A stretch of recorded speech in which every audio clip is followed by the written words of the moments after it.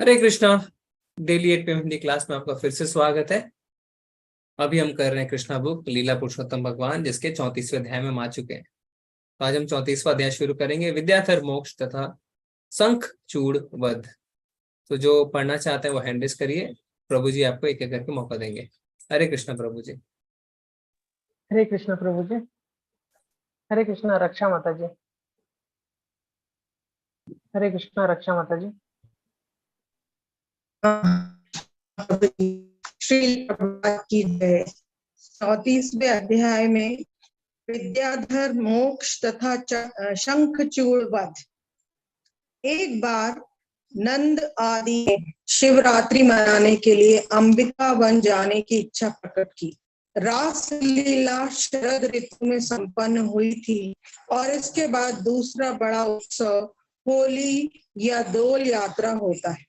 दोल यात्रा तथा रासलीला के मध्य एक महत्वपूर्ण उत्सव मनाया जाता है जिसे शिवरात्रि कहते हैं, जो शिवजी के भक्तों या शैव द्वारा संपन्न होती है। किंतु कृष्ण भी इस उत्सव को मनाते हैं। हरे कृष्णा माता जी, आपकी आवाज ब्रेक हो रही है, आपका नेटवर्क नहीं आ रहा है ठीक से। ओ माता जी एग्जिट भी हो गए लग रहा है। हरे कृष्णा AL2 मनीषा माता जी। हरे कृष्णा हरे कृष्णा AL2 प्रभु मनीषा जी। माता जी। हरे कृष्णा प्रभु जी। जी प्रभु जी पढ़िए। स्टार्टिंग से पढ़ना है। हाँ, स्टार्टिंग से पढ़िए। विद्याधर मोक्ष तथा शंखचूड़ वध। एक बार नंद आदि ग्वालों ने शिवरात्रि मनाने के लिए अंबिकावन जाने की इच्छा प्रकट की। रासलीला शरद ऋतु में संपन्न हुई थी और इसके बाद दूसरा बड़ा उत्सव होली या दोल यात्रा होता है। दोल यात्रा तथा रासलीला के मध्य एक महत्वपूर्ण उत्सव मनाया जाता है जिसे शिवरात्रि कहते हैं, जो शिवजी के भक्तों या शैवों द्वारा संपन्न की जाती है। किंतु कभी कभी वैष्णव भी इस उत्सव को मनाते हैं क्योंकि वे शिवजी को परम वैष्णव मानते हैं। किंतु भक्तों या कृष्ण के भक्तों द्वारा शिवरात्रि का यह समारोह नियमित रूप से नहीं मनाया जाता। ऐसी परिस्थिति में श्रीमद् भागवत में यह बताया गया है कि नंद महाराज समेत ग्वालों ने एक बार इच्छा की। इसका यही अर्थ होता है कि वे शिवरात्रि उत्सव को नियमित रूप से नहीं मनाते थे, किंतु एक बार वे उत्सुकतावश अंबिका वन जाने के इच्छुक थे। अंबिका वन गुजरात प्रदेश में कहीं पर है। कहा जाता है कि यहाँ सरस्वती नदी के तट पर स्थित है, किंतु गुजरात प्रदेश में सरस्वती नाम की कोई नदी नहीं है। वहाँ की एकमात्र नदी साबरमती है। भारत के सारे महान तीर्थ स्थान गंगा, यमुना, सरस्वती, नर्मदा, गोदावरी, कावेरी आदि उत्तम नदियों के तट पर स्थित है। अंबिका वन सरस्वती नदी के तट पर स्थित था और सारे ग्वाले तथा नंद महाराज वहां गए। जी, उन्होंने तो यहाँ पे क्या कह रहे हैं प्रभुपाद जी कि शिवरात्रि जो है कभी कभी वैष्णव मनाते हैं क्योंकि वह परम वैष्णव है शिव जी। इसलिए हम कहते हैं वैष्णव नाम यथा शंभु। पर ऐसा नहीं है कि इसे रेगुलर अफेयर में मनाया जाए, इसीलिए इसको हम देखेंगे शिवरात्रि ऐसे कोई कंपलसरी फंक्शन नहीं है, कोई कंपलसरी त्योहार नहीं है जो मनाया जाता है।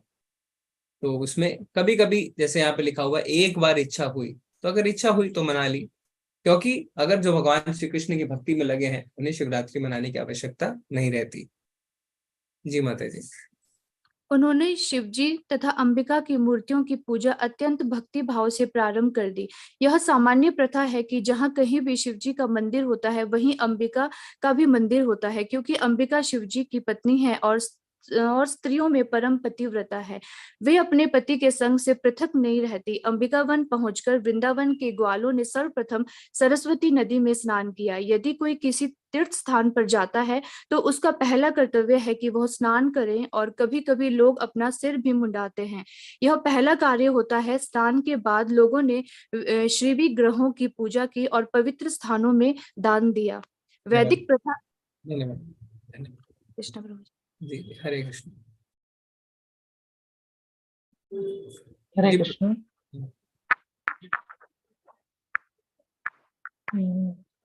रानी गुप्ता माता जी। हरे कृष्णा रानी गुप्ता माता जी।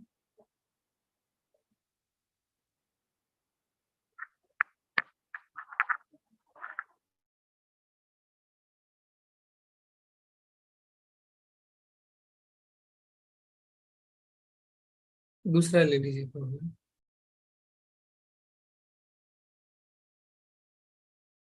ओके, प्रभु जी की आवाज नहीं आ रही है। पूनम त्यागी माता जी, हरे कृष्ण। हरे कृष्ण प्रभु जी। बढ़िया। श्री प्रभुपाद जी की जय। वैदिक प्रथा के अनुसार दान ब्राह्मणों को दिया जाता है। वैदिक शास्त्रों में कहा जाता है कि केवल ब्राह्मण तथा सन्यासी ही दान ग्रहण कर सकते हैं। वृंदावन के ग्वालों ने ब्राह्मणों को वस्त्राभूषण तथा सुंदर हारों से सुरक्षित गावें दान की।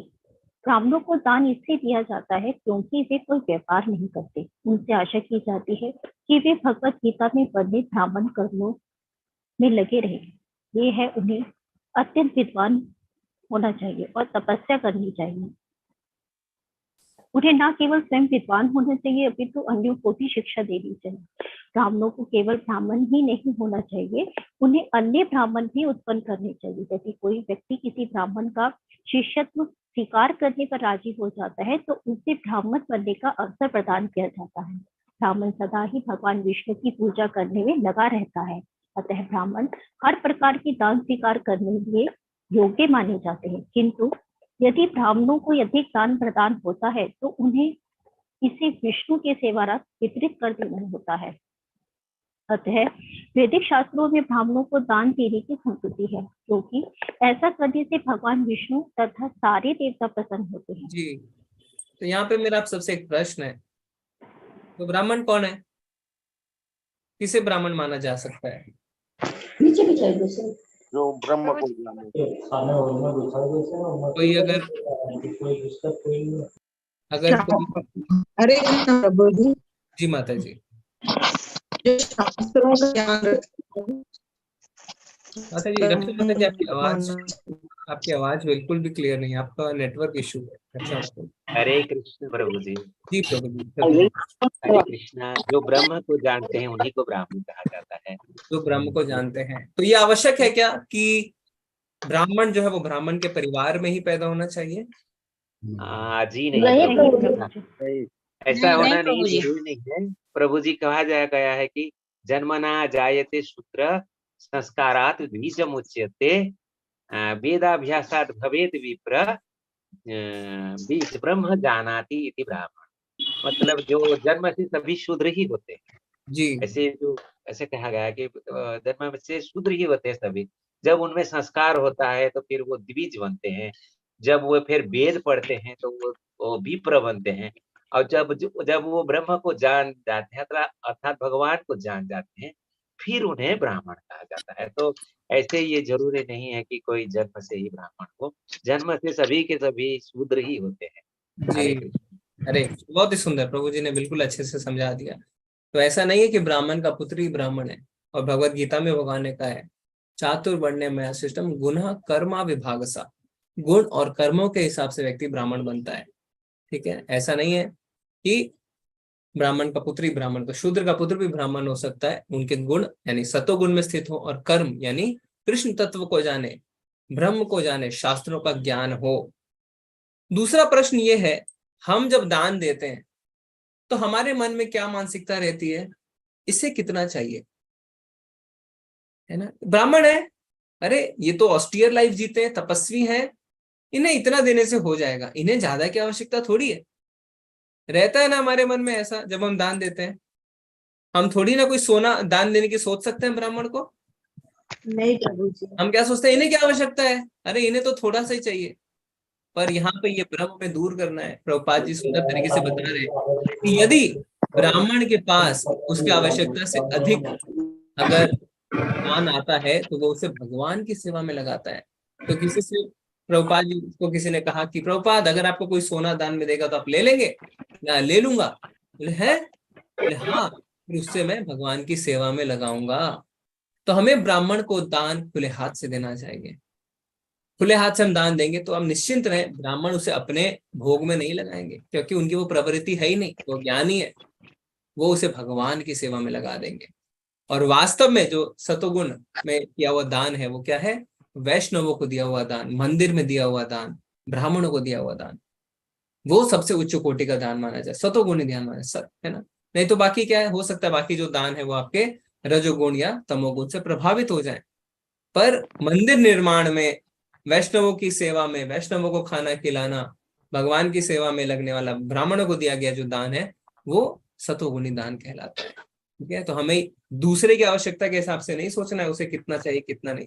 ब्राह्मण को दिया गया दान हमेशा भगवान की सेवा में ही लगता है। ठीक है, आगे बढ़ेंगे।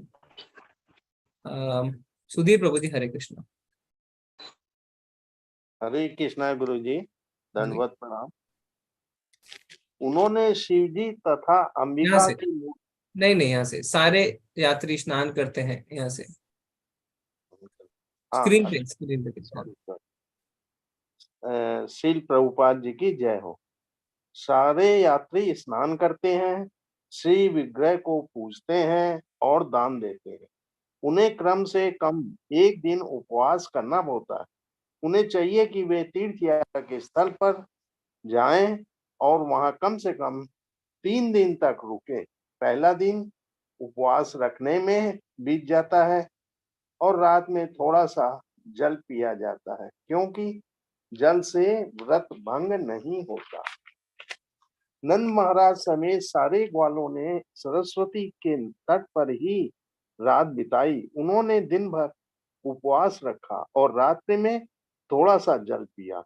किंतु जब वे विश्राम कर रहे थे तो घास के जंगल में एक विशाल सर्प निकलकर उनके समक्ष प्रकट हो गया और भूख के मारे नंद महाराज को निगलने लग गया।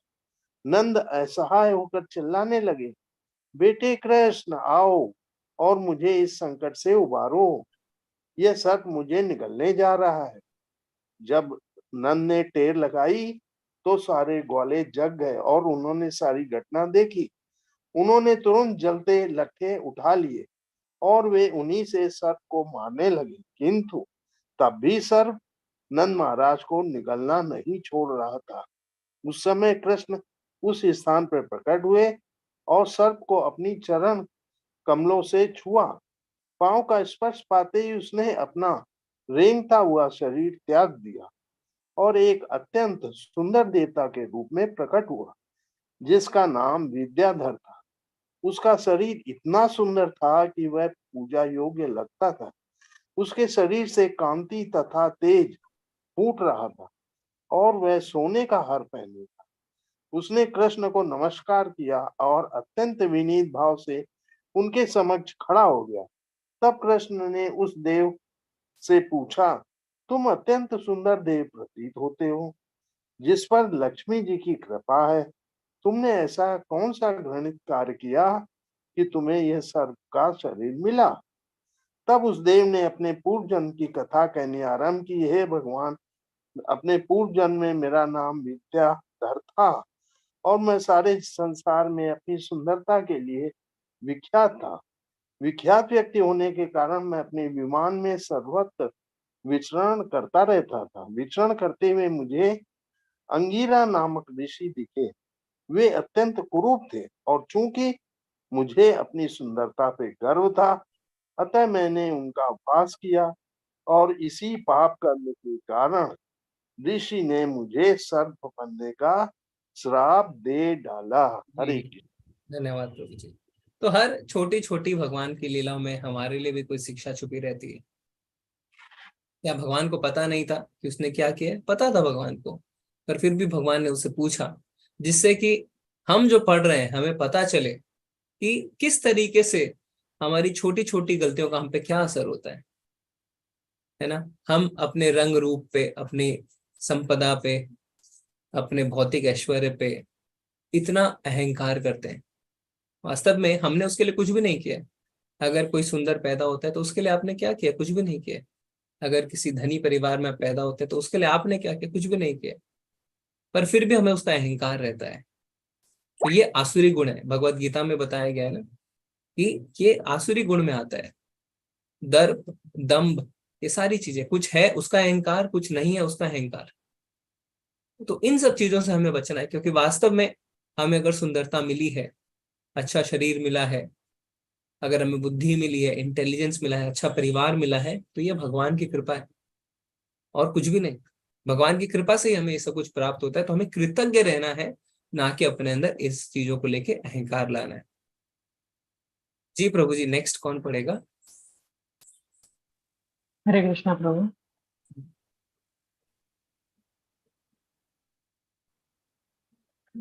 रानी गुप्ता माता जी, ऋतु त्यागी माता जी, हरे कृष्ण। हरे कृष्ण, ऋतु त्यागी माता जी। हरे कृष्ण प्रभु, दंडवत प्रणाम प्रभु जी। यस प्रभु। वहाँ जहाँ यह ध्यान देने योग्य है कि कृष्ण की कृपा से पहले मनुष्य सदैव प्रकृति के गुणों के अधीन रहता है, चाहे वह भौतिक दृष्टि से कितना भी उन्नत क्यों ना हो।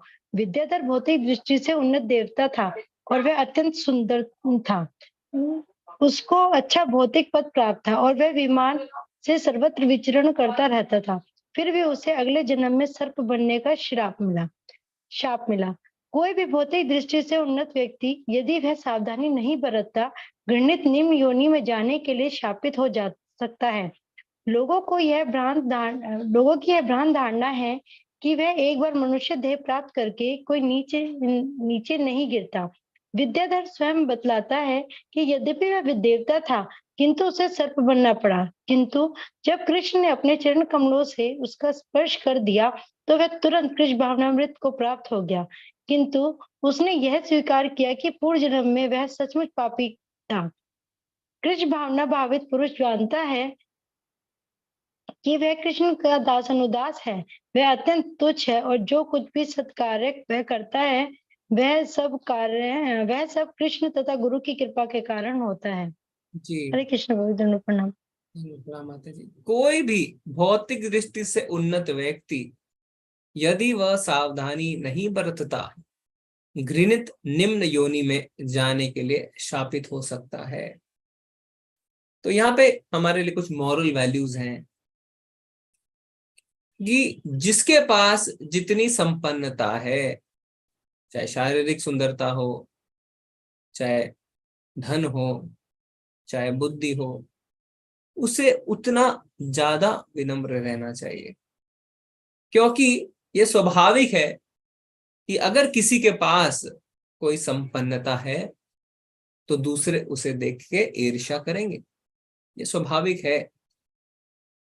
तो आप भले ही जानते हो कि दूसरे आपसे ईर्ष्या कर रहे हैं, उनकी गलती है, आपसे ईर्ष्या कर रहे हैं, पर फिर भी आपका कर्तव्य है आप और ज्यादा विनम्र बने। जितना सक्सेस उतनी विनम्रता, जितना सक्सेस, और यहाँ पे सक्सेस हम भौतिक सक्सेस की बात कर रहे हैं, उतनी विनम्रता। क्योंकि आध्यात्मिक उन्नति से तो आप अपने आप विनम्र हो ही जाएंगे, और विनम्र नहीं हुए तो आध्यात्मिक उन्नति आपकी हो भी नहीं सकती। पर भौतिक जगत में अगर आपके पास कुछ ऐसी संपदा है तो आपको कोशिश करनी चाहिए उतने ज्यादा विनम्र बने, उतने ज्यादा विनम्र बने। क्योंकि दूसरे आपके साथ जब इंटरेक्शन शुरू करेंगे तो वो इंटरेक्शन का बेस ही एनवियसनेस है, ईर्ष्या है। वो सबसे पहले आपसे ईर्ष्या कर रहे हैं, फिर आपसे बातें कर रहे हैं। तो आपको उन्हें क्या करना है, उनकी ईर्ष्या को दूर करना है, उनसे विनम्रता, ज्यादा से ज्यादा विनम्रता।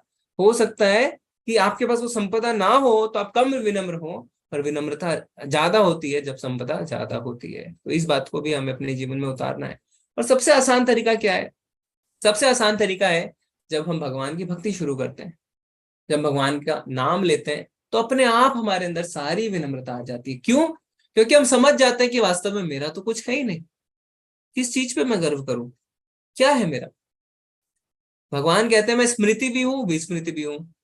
यानी कोई अगर अपनी बुद्धि पे नाज करता है, अपने इंटेलिजेंस पे नाज करता है, एक क्रिटिकल समय पे उसे कुछ याद नहीं आता है। क्यों? क्योंकि भगवान विस्मृति है। अहंकार करेंगे तो हमारे साथ ऐसा ही होगा। अर्जुन ने महाभारत के युद्ध में सबको हरा दिया, है ना, पर जब द्वारका से लौट रहे थे तो ग्वालों से हार गए। क्यों? क्योंकि भगवान ने अपनी कृपा खींच ली थी। तो ये भगवान की कृपा ही है जिससे हम सब कुछ अचीव कर पाते हैं, उसके बिना हम कुछ भी नहीं कर सकते हैं। जी प्रभु जी। हरे कृष्णा, रानी गुप्ता माता जी। हरे कृष्णा, रानी गुप्ता माता जी। जी प्रभु जी।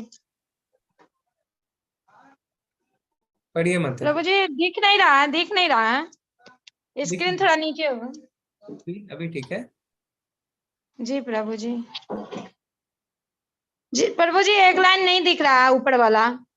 एक मिनट, अभी पढ़िए। जी शिल प्रभुपाद की जाए। किंतु उसे सर्प बनना पड़ा। किंतु जब कृष्ण ने अपने चरण कमलों से उसका स्पर्श कर दिया तो वह तुरंत कृष्ण भावनामृत को प्राप्त हो गया। किंतु उसने यह स्वीकार किया कि पूर्व जन्म में वह सचमुच पापी था। कृष्ण भावना भावित पुरुष जानता है कि वह कृष्ण का दास है। वह अत्यंत तुच्छ है और जो कुछ भी सदकार्य वह करता है वह सब कृष्ण तथा गुरु की कृपा के कारण होता है। वह वेद विद्याधर श्री कृष्ण से बातें करता रहा। चूंकि मैं अपने शरीर की अपूर्व सुंदरता से गर्वित था, अतः मैंने ऋषि अंगिरा के कुरूप स्वरूप का उपहास किया। उन्होंने मेरे पाप के लिए शाप दे दिया और मैं सर्प बन गया। अब मैं सोचता हूँ कि उस ऋषि का शाप नहीं अपितु मेरे लिए महान वरदान था। यदि उन्होंने शाप न दिया होता तो मुझे सर्प का शरीर न धारण करना पड़ता और आपके चरण कमलों की ठोकर न खाई होती और इस प्रकार सारे भौतिक कलमश से मुक्त न हो पाता। ऊपर होगा प्रभु जी। विद्याधर मोक्ष तथा शंखचूड़ वध। इस संसार में 4 चीजें अत्यंत मूल्यवान है। उत्तम कुल में जन्म लेना, धनी होना, विद्वान होना तथा सुंदर होना। ये सब भौतिक संपदा समझे जाते हैं। दुर्भाग्यवश कृष्ण भावनामृत के बिना वे भौतिक संपदाएं कभी कभी पाप एवं अपयश के कारण बन जाती है। विद्याधर देवता होते हुए भी और सुंदर शरीर वाला होकर भी गर्व के कारण सर्प का शरीर प्राप्त करने के शाप से शापित हुआ। अतः इस घटना से हमें यह शिक्षा मिल सकती है कि जिन लोगों को अपनी भौतिक संपदा का अत्यंत गर्व होता है और जो दूसरों के प्रति शत्रु भाव रखते हैं उन्हें सर्प का शरीर मिलता है। सर्प सर्वाधिक क्रूर तथा ईर्ष्यालु जीव माना जाता है, किंतु जो लोग मनुष्य होकर अन्यों से ईर्ष्या करते हैं वे सर्पों से भी अधिक दोषी समझे जाते हैं। सर्प को मंत्रों तथा औषधियों के बल पर दमित या नियंत्रण किया। ऊपर होगा प्रभु जी।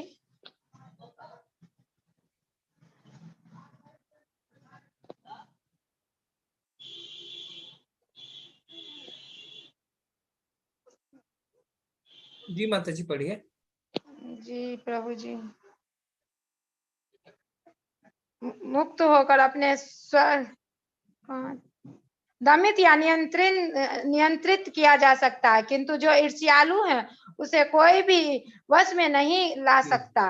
विद्याधर ने आगे कहा। धन्यवाद धन्यवाद धन्यवाद। तो यहाँ पे हम देख रहे हैं कि विद्याधर नाम के देवता थे जो सर्प बन गए। तो आप कोई बता सकता है तो फिर ऐसा क्यों हुआ कि वो भगवान के पिता को ही निगलने लग गए? वो तो सर्प थे, वो तो देवता थे, तो भगवान के पिता को क्यों निगलने लग गए? हरे कृष्ण प्रभु जी, वो कृष्ण भगवान की लीला थी, क्योंकि वो इसी बहाने उनका उद्धार करना चाहते थे।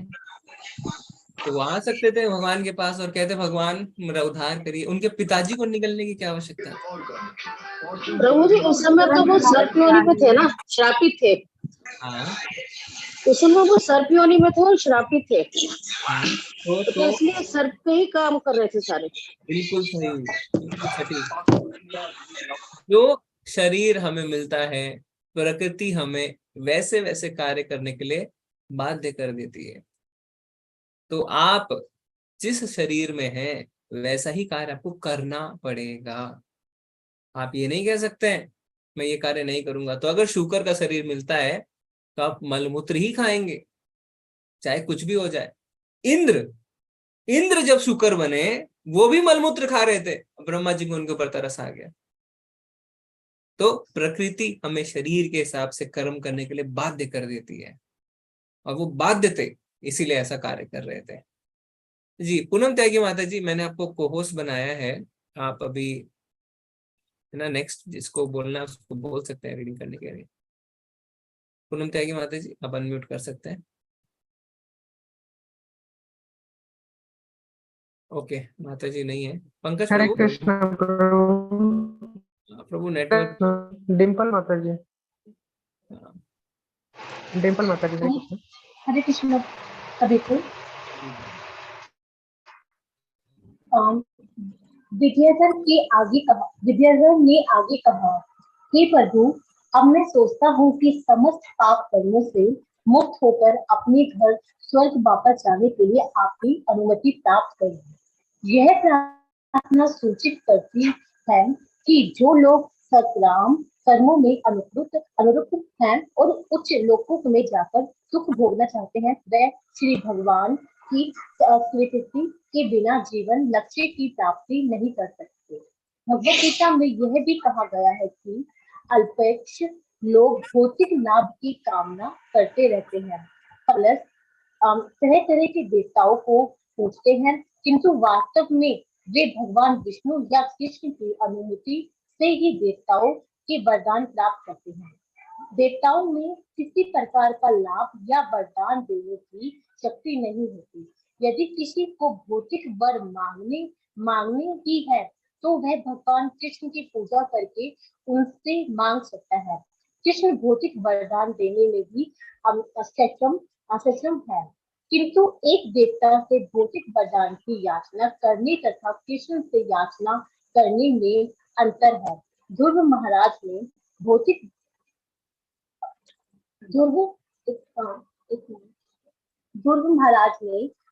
वरदान के लिए भगवान की पूजा की थी, किंतु जब उन्हें वास्तव में भगवान की कृपा प्राप्त हुई तो और उनके दर्शन हुए तो वे इतने प्रसन्न हुए कि उन्होंने कोई भी भौतिक वरदान लेना अस्वीकार कर दिया।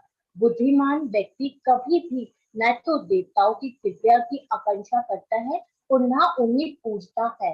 यह सीधे कृष्ण भविक बन जाता है, और यदि उनके मन में किसी भौतिक लाभ की कामना होती भी है तो वह देवताओं से न मांगकर कृष्ण से मांगता है। जी, तो यहाँ पे हमारे रोजमर्रा के जीवन के लिए बहुत ही व्यवहारिक बातें बताई गई हैं।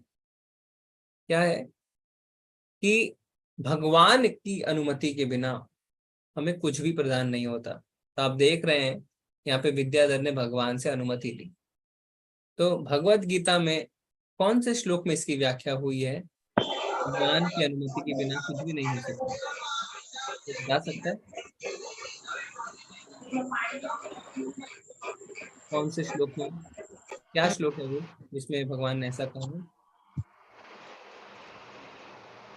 भगवान ने उस श्लोक में परमात्मा का रोल बताया है कि परमात्मा का वास्तव में क्या रोल है।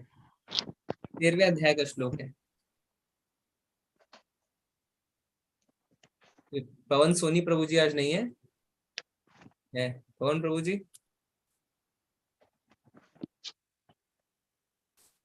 13वां अध्याय आप सब स्कैन कर रहे हैं? पंकज प्रभु कौन सा श्लोक? पता ही प्रभु जी 13.22 है प्रभु जी। 13.22 कह रहे हैं। एक से चूक गए। 13.23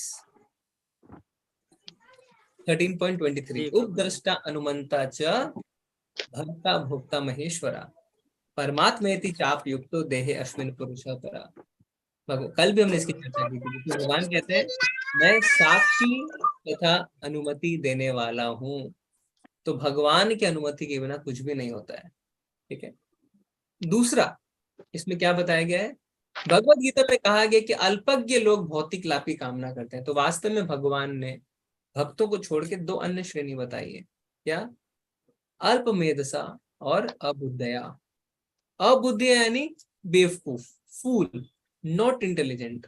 वो कौन है? जो भगवान को क्या करते हैं? सोचते हैं कि भगवान निराकारवाद, भगवान का कोई साकार रूप नहीं है, निर्विशेषवादी। वो सोचते हैं भगवान ब्रह्म ज्योति है। और अल्पमेधसा नहीं, अल्प कम बुद्धि वाले वो कौन है? जो देवी देवताओं के पास जाते हैं और क्या बोलते हैं, हमें ये दे दो, हमें वो दे दो, हमें ये दे दो। 99% लोग यही कर रहे हैं आजकल। देवी देवताओं के पास जाते हैं और मांगते हैं, बिजनेस में प्रॉफिट करा दो, मुझे स्कूल में, मुझे एग्जाम में पास करवा दो, मेरी प्रॉब्लम सॉल्व करा दो, मेरी शादी करवा दो, मुझे धन दे दो, मुझे पुत्र प्राप्ति करवा दो, है ना। और जो तामसी लोग होते हैं वो भूत प्रेत के पास जाते हैं, मेरे पड़ोसी ने मेरे साथ ऐसा किया, उसके साथ आप ये कर दो, है ना, उसके साथ ये कर दो, उसको ये नुकसान पहुंचा दो, मुझे जॉब में तरक्की दिलवा दो, मैं अपने बैच में सबसे आगे निकलना चाहता हूँ, मुझे बहुत कमाई चाहिए, मुझे ये करवा दो, ये बहुत सारी चीजें मांगते रहते हैं, मांगते रहते हैं, मांगते रहते हैं। तो भगवान कहते हैं ऐसे लोग क्या है, अल्पमेध सा, कम बुद्धि वाले हैं। साथ में अभी प्रभुपाद जी लिख रहे हैं कि हम भगवान से भौतिक चीजें भी मांग सकते हैं। तो भगवान से भौतिक चीज, अगर हम एक उदाहरण लें, आप एक दुकान पे जाते हैं, दुकानदार खड़ा है, पूरी दुकान है उसकी, तो भगवान से भौतिक चीज मांगने को हम कैसे समझा सकते हैं उस उदाहरण से? या आप दुकान पे गए, दुकानदार है खड़ा है और आप कुछ मांगना है आपको, तो भगवान से भौतिक चीज मांगने का अर्थ क्या हुआ? उस दुकानदार से आप क्या मांगेंगे? इस उदाहरण हरे से कृष्णा प्रभु जी, जी, दुकानदार को ही मांग लेंगे, क्योंकि जब दुकानदार अपना हो गया तो सारी चीजें भी हमारी अपनी हो गई। तो ये है ऐसे ही भक्ति, कृष्ण ये को, है भक्ति जिसमें हम दुकानदार को ही मांग ले। यानी जैसे कृष्ण है, कृष्ण, कृष्ण के पास सब कुछ है, और तो हम कृष्ण बोलते को हैं, मांग लेना चाहिए। हाँ, और हम बोलते हैं अच्छा ये दे देना। अरे आपने कृष्ण से एक छोटी सी टॉफी, एक छोटी सी चॉकलेट मांग ली, भगवान तो आपको सब कुछ दे सकते हैं, भगवान खुद अपने आप को दे सकते हैं। तो भगवान से भौतिक चीज मांगने का अर्थ है दुकानदार से एक छोटी सी चीज मांगना, जबकि आप दुकानदार को ही अपना बना सकते हैं। तो भगवान की जब हम भक्ति करते हैं तो भगवान अपने आप को हमें दे देते हैं। भगवान क्या करते हैं, कृत्य दास बन जाते हैं अपने भक्तों के, पर हमें शुद्ध भक्ति प्राप्त होनी चाहिए। पर भौतिक चीज मांगने का मतलब है, अरे भगवान हमें थोड़ा सा ये दे दो, अरे थोड़ा, अरे वो तो भगवान यूं ही दे देते। योग क्षेमम वहामयम, भगवान कहते हैं मेरे जो भक्त हैं, जो उनके पास है मैं उसकी रक्षा करता हूँ, और जो नहीं हमें प्रदान करता हूं। भगवान नहीं चाहते कि मेरे भक्त गरीब हो, हम उन्हें कहते हैं हरि, पर वो हरि कब तक है? जब तक हम शुद्ध भक्त नहीं बन जाते। उसके बाद सुदामा को उन्होंने सब कुछ दिया, युधिष्ठिर महाराज को सब कुछ दिया, अमरीश महाराज को सब कुछ दिया, ध्रुव महाराज को एक ग्रह दे दिया, एक प्लेनेट दे दिया। ऐसा नहीं है कि भगवान चाहते हैं उनके भक्त गरीब, पर जब तक हमारे अंदर शुद्धता नहीं आ जाती तब तक भगवान हमें सिखाते हैं। और अक्सर यही होता है कि जब तक हम सब कुछ ना खो बैठे, अनन्य भक्ति, भगवान को छोड़ के और कोई हमारा आशा नहीं दे जाए, तब तक हम पूरी तरह से शुद्ध नहीं हो पाते। तो वो प्रोसेस है, पर जब हम शुद्ध हो जाते हैं फिर भगवान हमें सब कुछ दे देते हैं। ठीक है, तो दुकानदार के पास जाएं तो चीजें ना मांगे, दुकानदार को ही मांग ले। जी प्रभु जी, आगे कर सकते हैं। पंकज हरे प्रभु। कृष्ण। मित्तल माता जी, मित्तल माता जी, हरे कृष्ण। बहुत बहुत धन्यवाद पंकज प्रभु। कहाँ से पढ़ना है? विद्याधर। ओके। विद्याधर जो स्वर्ग वापस जाने के लिए कृष्ण की अनुमति की प्रतीक्षा कर रहा था, बोला, आपके पादस्पर्श से मैं सभी प्रकार की भौतिक पीड़ाओं से मुक्त हो गया हूँ। आप योगेश्वर हैं, आप आदि श्री भगवान हैं, आप समस्त भक्तों के स्वामी हैं, आप स्वर्ग के स्वामी हैं। अतः मैं आपकी अनुमति चाहता हूँ, आप मुझे पूर्णतः शरणागत बना लें। मैं भली भांति जानता हूँ कि जो आपके पवित्र नाम का निरंतर जप करता है वह समस्त पापों के फलों से मुक्त हो जाता है, और जिन लोगों को साक्षात आपका चरण स्पर्श प्राप्त हो वे तो निश्चित रूप से मुक्त हो जाते हैं। अतः मेरा दृढ़ विश्वास है कि आपके दर्शन से तथा चरण स्पर्श से मैं ब्राह्मण शाप से मुक्त हूँ। इस प्रकार विद्याधर को कृष्ण से अपने घर स्वर्गलोक जाने की अनुमति प्राप्त हो गई। इस अनुमति को प्राप्त करने के बाद उसने भगवान की परिक्रमा की और प्रणाम करके वह अपने स्वर्गधाम को चला गया। इस प्रकार नंद महाराज भी सर्प के द्वारा निगले जाने से बच गए। सारे ग्वाले शिव तथा अंबिका का पूजन करने के पश्चात वृंदावन लौटने की तैयारी करने लगे। लौटते समय उन्हें कृष्ण के अद्भुत कार्यकलाप याद आते रहे। विद्याधर की मुक्ति का बखान करने से वे कृष्ण के प्रति और अधिक आसक्त हो गए। वे तो शिव तथा अंबिका पूजन के लिए आए थे, किंतु कृष्ण के प्रति अधिकाधिक अनुरक्त हो गए। इसी प्रकार गोपियां भी कात्यायनी का पूजन करके कृष्ण के प्रति अधिकाधिक अनुरक्त हुई थी। भगवत गीता में कहा गया है कि जो लोग ब्रह्मा, शिव, इंद्र तथा चंद्र जैसे देवताओं की पूजा किसी स्वार्थ से करते हैं वे अल्पज्ञ हैं और वे जीवन के वास्तविक उद्देश्य को भूल गए हैं। किंतु वृंदावन के ग्वाले सामान्य व्यक्ति न थे। उन्होंने जो कुछ किया कृष्ण के लिए किया। यदि कोई ब्रह्मा तथा शिव की पूजा कृष्ण के प्रति अनुराग बढ़ाने के लिए करता है तो वह मान्य है, किंतु यदि कोई निजी लाभ के लिए देवताओं के पास जाता है तो वह निंदनीय है। जी माता जी, धन्यवाद। तो यहाँ पे हमारे सारे डाउट्स भी क्लियर हो जाते हैं ना। हम कभी कभी कहते हैं अरे राधा रानी ने सूर्यदेव की पूजा करी थी, अरे गोपियों ने कात्यायनी देवी की करी थी, अरे नंद बाबा खुद चले गए शिव जी की पूजा करने। एंड रिजल्ट क्या हुआ? भगवान के प्रति आसक्ति बढ़ गई।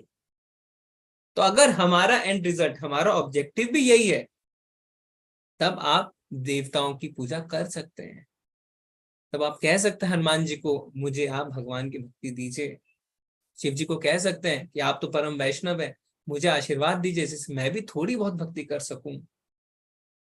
तो जब कोई आपको चैलेंज करे, है ना, कोई कहे ये सब बातें, तो आप कह सकते हैं अरे आपने बाद की चीजें नहीं पढ़ी। बाद में लिखा हुआ है श्रीमद् भागवतम के 10 स्कंद में कि इन सब चीजों से, कात्यायनी देवी की पूजा करने से, शिव जी की पूजा करने से वास्तव में वृंदावन वासियों की आसक्ति, अटैचमेंट कृष्ण से बढ़ी, ना कि उन देवी देवताओं से। तो अगर ऐसा है तो पूजन अलाउड है देवी देवताओं का। ठीक है, तो अभी हम देखते हैं कितना बचा है प्रभु, फिर उसके हिसाब से हम डिसाइड करेंगे आज करेंगे कल। एक पेज है प्रभु। हाँ, फिर तो खत्म कर लेते हैं जी प्रभु जी। हरे कृष्णा निर्गुणा माता जी। आप बुक खोले बैठे हैं प्रभु। यस प्रभु जी, आप तो बहुत थक गए हरे होंगे। कृष्णा प्रभु जी, दंडवत प्रणाम। प्रणाम। श्री शील प्रभुपाद जी की जय। इस घटना के पश्चात एक सुहानी रात में कृष्ण तथा उसके अग्रज बलराम जी अकथनीय रूप से शक्तिशाली, बलराम जो अकथनीय रूप से शक्तिशाली हैं, दोनों ही वृंदावन के जंगल में गए। उनके साथ ब्रजांगनाएं भी थी और वहां से परस्पर मंगल मनाने लगे। वृंदांगनाएं सुंदर वस्त्रों से आभूषित थी, वे चंदन का लेप किए थी और फूलों से सजी थी। आकाश में चंद्रमा चमक रहा था और उसके चारों ओर तारे टिमटिमा रहे थे। मंद वायु बह रही थी जिसमें मल्लिका पुष्पों की सुगंध मिश्रित थी और भौरे इस गंध के पीछे पागल हो रहे थे। इस मनोहर वातावरण में कृष्ण और बलराम दोनों मधुर स्वर में गाने लगे। बालें उनकी स्वर लहरी में ऐसी लीन हुई कि वे अपनी सुधी बुद्धि खो बैठी। उनके केश खुल गए, वस्त्र शिथिल पड़ गए और उनकी मालाएं पृथ्वी पर गिरने लगी। जब वे इस प्रकार तल्लीन थी और प्राय मदमत थी, तो कुबेर का एक असुर पार्षद वहां प्रकट हुआ। इस असुर का नाम शंखचूड़ था, क्योंकि इसके मस्तक पर शंख की आकृति की एक मणि थी। जिस प्रकार कुबेर के दो पुत्रों ने अपने ऐश्वर्य के मद में नारद की परवाह नहीं की थी, उसी प्रकार शंखचूड़ अपने ऐश्वर्य से इतराया हुआ था। उसने सोचा कि कृष्ण और बलराम समाने वाले हैं, जो अनेक सुंदर लड़कियों के साथ आनंद मना रहे हैं। सामान्यतः भौतिक जगत में धनवान व्यक्ति सोचता है कि सुंदर स्त्रियों का भोग उसे ही करना चाहिए। शंखचूड़ भी यही सोच रहा था, क्योंकि वह कुबेर के धनाढ़ परिवार का था। अतः कृष्ण तथा बलराम को नहीं, अपितु उसे ही इतनी सुंदर बालों का आनंद लूटना चाहिए। अतः उसने उन पर आक्रमण करने का निश्चय किया। वह कृष्ण बलराम और वृंदांगनाओं के समक्ष प्रकट हुआ और उन सुंदर लड़कियों को उत्तर की ओर ले चला। कृष्ण और बलराम के होते हुए वे उन पर इस प्रकार रोष जमा रहा था, मानो वह उनका स्वामी अथवा तथा पति हो। शंखचूड़ द्वारा इस प्रकार अपहरण की जा रही ब्रजबालाएं रक्षा के लिए कृष्ण और बलराम का नाम ले लेकर पुकारने लगी। दोनों भाई अपने हाथ में सार की लठ लेकर उसका पीछा करने लगे। वे गोपियों से कहते जा रहे थे, डरना नहीं, हम इस असुर को दंड देने के लिए तुरंत आ रहे हैं। और वे तुरंत शंखचूड़ के पास पहुंचे। अब जब शंखचूड़ ने सोचा कि ये दोनों भाई अत्यंत बलवान हैं, तो वह डर के मारे गोपियों को छोड़कर और अपनी जान लेकर भागा, किंतु कृष्ण ने उसे जाने नहीं दिया। उन्होंने बलराम को गोपियां सौंप दी और स्वयं जहां जहां शंखचूड़ भागा उसका पीछा करते रहे। कृष्ण जो उसके सिर के शंख सदृश मणि को लेना चाह रहे थे, थोड़ी दूर तक पीछा करने के बाद उन्होंने उसे पकड़ लिया और अपनी मुट्ठी से उसके सिर पर प्रहार करके उसे मार डाला। फिर उन्होंने वह मणि ले ली और वापस चले गए। उन्होंने समस्त वृंदांगनाओं की उपस्थिति में वह मणि अपने भाई बलराम को सौंप दी। इस प्रकार लीला पुरुषोत्तम भगवान श्री कृष्ण के अंतर्गत विद्याधर मोक्ष तथा शंखचूड़ वध नामक 34वें अध्याय का भक्ति वेदांत तात्पर्य पूर्ण हुआ। श्री जी प्रभुपाद जी की दंडवत प्रणाम प्रभु जी। धन्यवाद।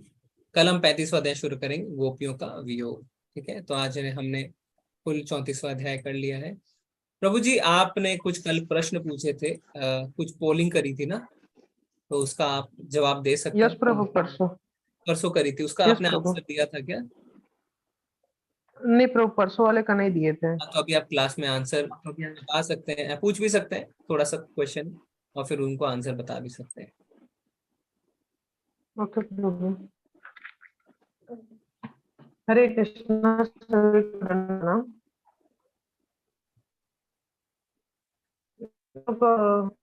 एक दिन पहले जो था पोल्स में थे, पोल्स में जो है सबसे पहला हमारा क्वेश्चन था, प्रभु आपकी आवाज कट रही है। वो था जब कोई अनेक लड़के, एक मिनट, आप सबने पोलिंग करी है जो प्रभु जी डालते हैं ग्रुप में, आप सब करते हैं? आपने क्वेश्चन का आंसर हाँ दिया जी प्रभु जी। हाँ जी प्रभु जी, हम लोगों ने किया है। ओके ठीक है, प्रभु जी अभी फर्स्ट क्वेश्चन पढ़ेंगे। जी प्रभु जी पढ़िए। हरे कृष्णा प्रभु जी।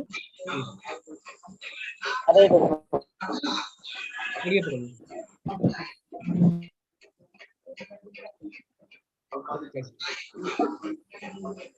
प्रभु को माइक की प्रॉब्लम हो रही है थोड़ी सी। हरे कृष्णा प्रभु। हाँ पढ़िए अभी। प्रभु।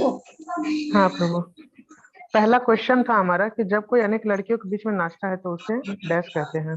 तो हमारे पास 3 ऑप्शन थे, बॉल डांस, संसारी डांस और रास नृत्य। तो इसका आंसर जो था ना 159 लोगों ने रास नृत्य किया, रास नृत्य। Okay, very nice. किसी ने बॉल डांस भी कहा है क्या? और हाँ प्रभु, बॉल डांस 2 लोगों ने किया है।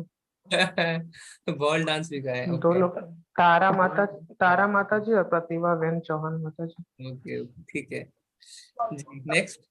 आफ्टर दैट रास नृत्य नितांत डैश क्रिया है। ठीक है, तो यहाँ पे सांसारिक, आध्यात्मिक और भाग्यशाली। तो इसमें 149 लोगों ने आंसर आंसर आप बताइए सर। रास नृत्य कौन सी क्रीड़ा है?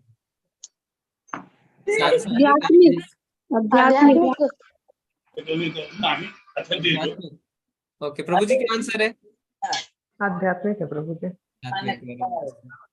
Third question. थर्ड क्वेश्चन है, सारे जीव कृष्ण की डैश के निर्देश से नाच रहे हैं और यह सोचते हैं कि श्री कृष्ण के तुल्य हैं।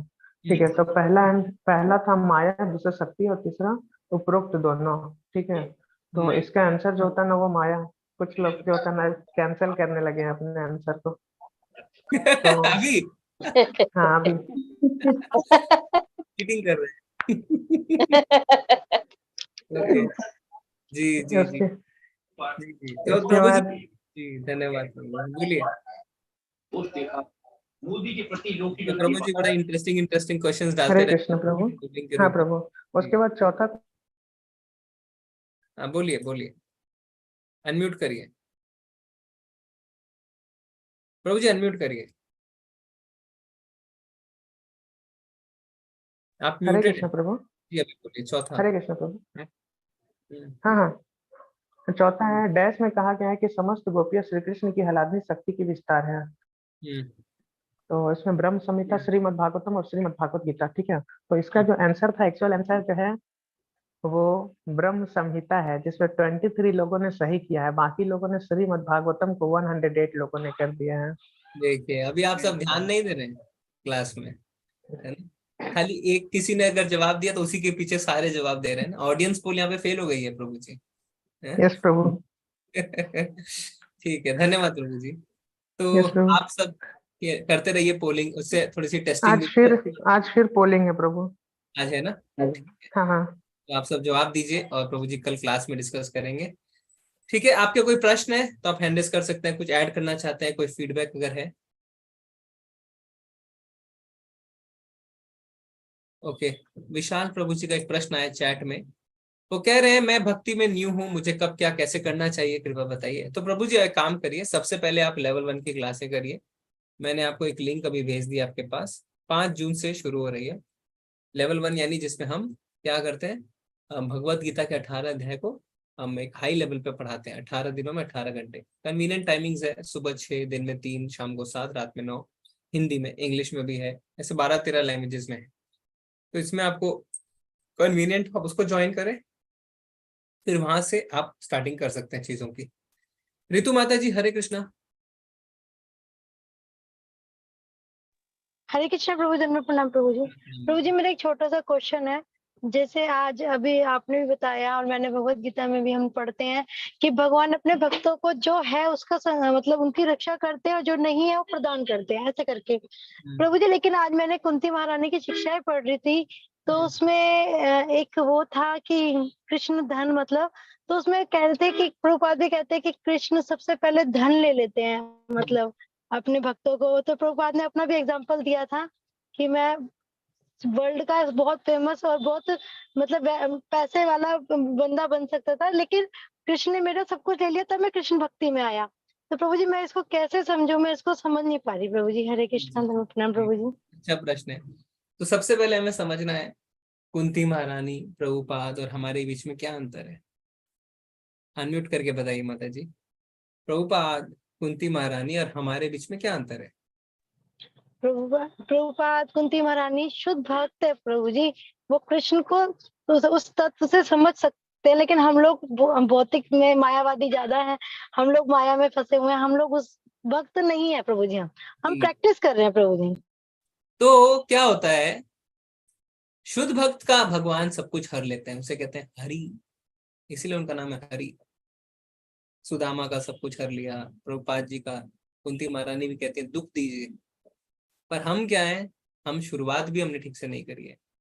अगर हमारा सब कुछ हर लिया तो हम तुम दबा के भाग जाएंगे और कहेंगे अरे कृष्ण भक्ति से दूर रहो, सब कुछ छीन लिया है, देखो क्या किया मेरे साथ, है ना। मैं तो शिव जी के पास ही ठीक था, भोलेनाथ कुछ तो दे रहे थे, सब कुछ नहीं दे रहे थे, कुछ तो दे ही रहे थे, है ना। सोमवार का व्रत करता था, सुंदर पत्नी मिल गई, देखो सुंदर पति मिल गया, भोलेनाथ कितने अच्छे हैं। अभी कृष्ण के पास आया, सब कुछ ले लिया मेरा, क्या है ये। तो भगवान जानते हैं किससे लेना है किससे नहीं लेना है, उसी से लेते हैं जो अप्रिशिएट करते हैं, क्योंकि जब तक लेंगे नहीं तब तक हम भगवान की शरण में पूरी तरीके से आएंगे नहीं। अनन्य भक्ति, पूर्ण शरणागति तब तक हमारे अंदर नहीं आएगी, कुछ ना कुछ रह जाएगा। पर अभी हम स्टार्टिंग कर रहे हैं ना, हमसे कुछ नहीं लेंगे, आप चिंता मत करिए, क्योंकि हमसे लेने लगे तो फिर हम सहन नहीं कर पाएंगे। तो इसलिए योग क्षेमम महामयम का असल में अर्थ होता है भक्ति के लिए जो अनुकूल है वो रखते हैं, बाकी ले लेते हैं। असली में इसका अर्थ ही होता है, पर अभी हम उस स्तर पे नहीं है कि हम उसको उस तरीके से समझें। तो हम ऐसे ही समझेंगे, क्या भगवान ने कहा है सूर्यतम सर्वभूताना, मैं सबका हितैषी हूँ, तो भगवान हमारे से चीटिंग नहीं करेंगे, चिंता करने की आवश्यकता नहीं है। कई लोग इसलिए डर जाते हैं, है ना। मैंने कितने जनों से बात करी, कहते हैं भगवान तो बहुत दुख देते हैं, कृष्ण भक्ति मतलब बहुत दुख। सुन के उनको ऐसा लगता है कि क्यों कृष्ण भक्ति हमने करी, है ना। दूसरे सुनेंगे तो डर जाएंगे, अरे नहीं नहीं भैया दूर रहो कृष्ण से। ऐसा नहीं, भगवान ने कहा सुसुखम कर तुम अव्ययम, बड़ी सुख पूर्वक इसे संपन्न किया जाता है। पर अगर आप इंद्र तृप्ति में लिप्त हो रहे हैं अपनी संपत्ति के कारण, तो भगवान तो बोलेंगे ना कि this is not the objective, ये लक्ष्य नहीं है। तो आपको समझाएंगे थोड़ा थोड़ा करके, थोड़ा थोड़ा करके। पर अगर हम अपनी इंद्रियों को वश में करके अच्छी तरीके से अपनी धन संपदा को भगवान की सेवा में इस्तेमाल करें तो कोई दिक्कत नहीं आती, ठीक है। तो आपको चिंता नहीं करना है, भगवान आपके मित्र हैं, भगवान आपके हितैषी हैं, जो हमारे लिए अच्छा है भगवान वही करेंगे। ओके माता जी, ओके। मेनन प्रभु जी पूछ रहे हैं शिवरात्रि वाले बात जरा क्लियर कीजिए प्लीज। तो इसमें क्या डाउट है प्रभु जी, थोड़ा बताइए। शायद क्लियर तो पूरी तरीके से कर दी थी हमने। मेनन प्रभु अनम्यूट कर लीजिए, अनम्यूट कर सकते हैं, मैंने आपको ऑप्शन दिया। मेरा लेवल 2 लिंक से नहीं हो पा रहा है, ऐसा नहीं है माता जी, थोड़ा सा बीच में प्रॉब्लम थी, पर अभी हो रहा है रजिस्ट्रेशन। आप फिर से ट्राई करिए उषा सोनी माता जी।